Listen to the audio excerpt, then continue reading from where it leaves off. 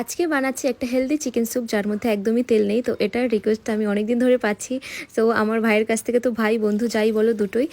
তো জাপানে থাকে, যেহেতু ব্যাচেলার সবসময় রান্নাবান্না করে খেতেও পারে না, তো এই চিকেন স্যুপের রেসিপিটা ওর জন্য। কিন্তু তোমরা যারা ব্যাচেলার দূরে থাকো আর রান্না করার একদমই সময় নেই, তারা এটা অবশ্যই খেতে পারো, ভীষণ হেলদি। ও যেহেতু ডায়েট করছে তাই ওকে মাথায় রেখে এই রেসিপিটা আমার বানানো। তো কুকারে 3 পিস মাংস দিয়ে 1 গ্লাস জল দিয়ে একটুখানি সয়া সস, একটুখানি গোলমরিচ গুঁড়ো আর একটুখানি লবণ দিয়ে একটা সিটি দিয়ে নিয়েছি। আর তার মধ্যে কেটে নিয়েছি কিছু সবজি।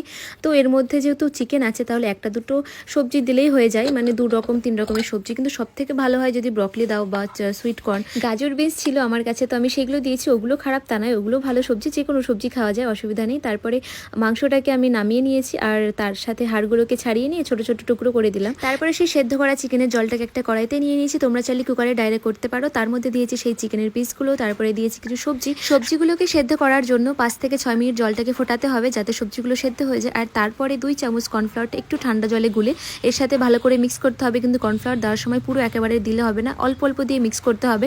আর তারপরে ডিমের সাদা অংশটা, সেইটাও সেম অল্প অল্প দিয়ে মিক্স করতে হবে। আর নামানোর আগে একটুখানি দিতে হবে একটু গোলমরিচ গুঁড়ো আর একটুখানি স্প্রিং অনিয়ন আর স্বাদ মতো লবণ, যদি লবণ কম হয় তাহলে। আমার কাছে যেহেতু স্প্রিং অনিয়ন নেই তাই আমি দিইনি। তো হয়ে গেল একদম super easy no oil chicken soup, আর যথেষ্ট পরিমাণে হেলদি। তো যারা ডায়েট করছো তারা এটা অবশ্যই খেতে পারো। আমার বন্ধুকে হয়তো তোমরা অনেকেই চিনতে পারো। তো কে কে ওকে চেনো আমাকে কমেন্ট করে অবশ্যই জানিও।